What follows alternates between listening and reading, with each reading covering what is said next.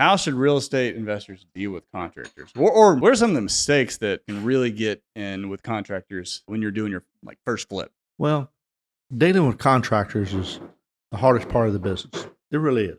Hardest part. Okay. Now, having said that, most people think finding deals is the hardest part of the business. It's not. It's managing contractors. I mean, it's not easy. Some of the golden rules, I guess you'd say, is find most of your contractors from referrals. I mean, if I'm using somebody, I probably can't give that contractor enough business to support his life. So I'm okay sharing that contractor most of the time. So, hey, call Jose, call Joe, and so find most of your contractors from the referral source in this room. So that's one. Don't prepay contractors unless you just absolutely have to, or have a good feel that they're not going to screw you. At Jet Lending, I mean, it happens all the time. We talk to our clients and say, well, you're asking for a repair draw of $20,000, but you haven't done anything. Well, I need the $20,000. I've already spent it. Well, where'd you spend it? Well, I paid the contractor, but he walked. He didn't do anything. So it's crucial. Just you don't prepay for work undone, and you can do that if you're getting good referrals. And we do it all the time, and we don't mind that. But and I'll say this about contractors and things: the first 80% of the rehab is easy, relatively speaking. It's the last 20% that just eat your lunch. You got to be hands-on. And we have a rule at my office that if we have a house in rehab, somebody, me or one of my assistants or somebody, is at that house at least every other day.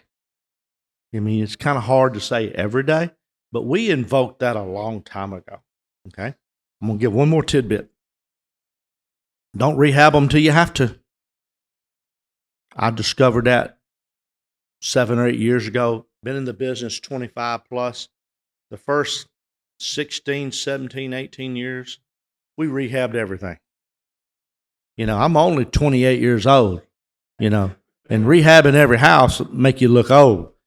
So I say that in jest a little bit, but the point being, it makes your life easier not to try to rehab everything. So when we buy a house today, and we've been doing it again 7, 8 years, we clean them up, Chris, and put them on the market at a discount below full value, and we give it 30 to 90 days. But within a few days, to be honest, within the first week it's going to sell. We give them 30 to 90 days to sell on MLS as it. And what that did for us, we sell 80 to 90% of our houses without having to rehab them now, and we get the money quicker. Now, we may cut the margins a little bit because we're not getting full price, but life is more enjoyable. Yeah, 100%. We started doing that too, and I called it testing the market when, especially if it's in that sub-median price point and it's move-in ready, it could just use a little updating. Yeah, clean it up. Loved it. And you got to slot it in at the price that it looks to be the deal. Yeah. A perception that it's the deal. Yeah. My job is not to educate all the buyers of the world. My job is to honestly fill out a seller's disclosure form. A follow-up question to that. So I saw that strategy worked really, really well until about 2019.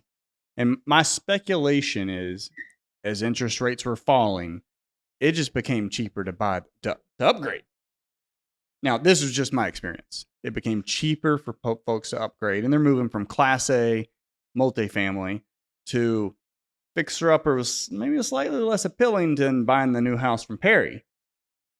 My speculation is, especially with house prices higher now, that strategy will be more effective in this market. Well, we tried on every house. I mean, and again, we started 7, 8 years ago. We do it today.